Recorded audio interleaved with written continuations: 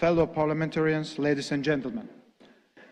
I wish to thank our Indonesian host for the excellent organization of the Assembly and warm hospitality extended to all participants. The topic we are discussing is the utmost importance for the world since climate change entails dangerous consequences. Global warming and our long-term climate change trends are expected to continue as a result of record levels of head-tripping greenhouse gases in the atmosphere.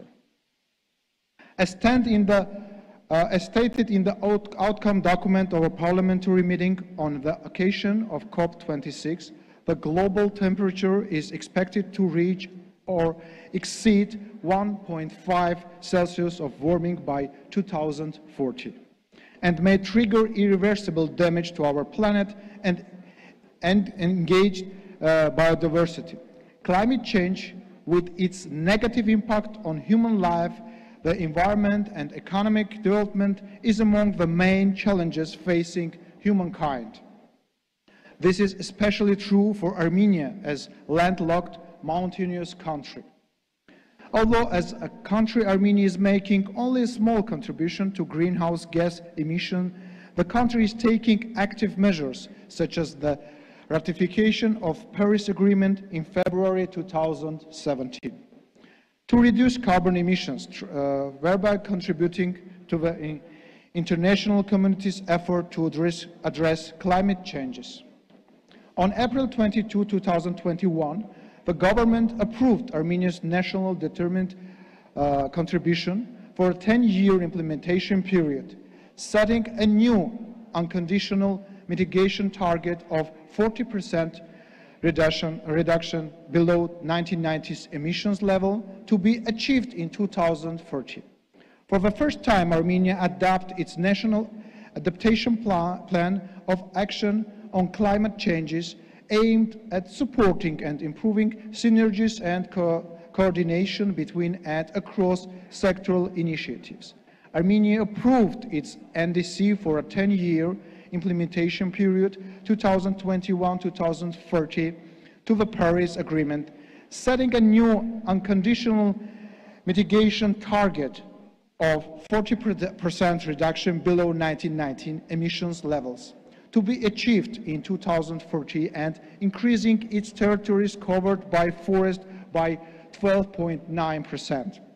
My country is promoting policies to increase the share of renewable energy in the power generation sector, expanding solar generation on the demand side, promoting energy savings in all sectors of economy, including expanding the supply of high-efficiency equipment in the industrial and building sectors, promoting eco-friendly vehicles, and improving road infrastructure in the transportation sector.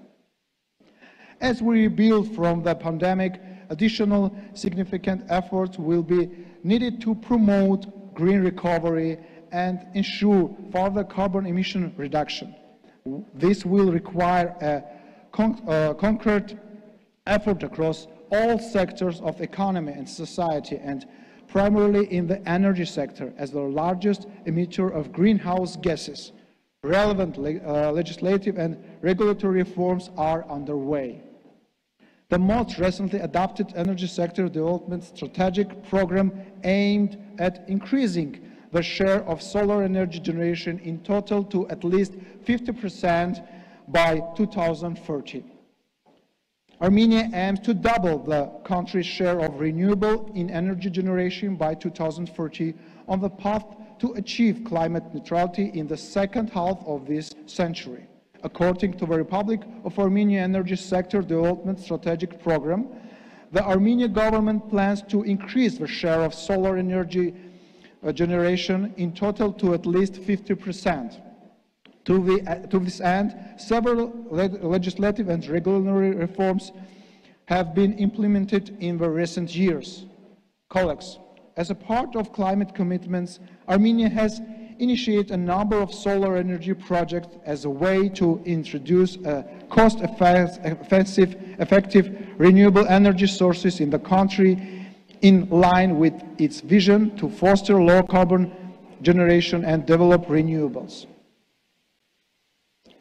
Given the worldwide environmental challenges and their impact of climate and the pivotal role of nature conservation as a means to ensure social, economic, and environmentally substantive development, I once again wish to reiterate our readiness to cooperate with the parliaments of all member states, agencies, international organizations, and the private sector in advancing the global environmental agenda.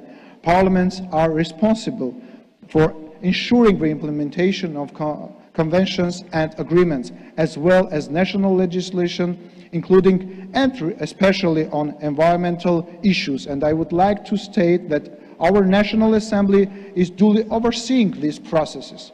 Ladies and gentlemen, I believe that we are responsible for a safe and secure planet for our children and future generations. Thank you for your attention.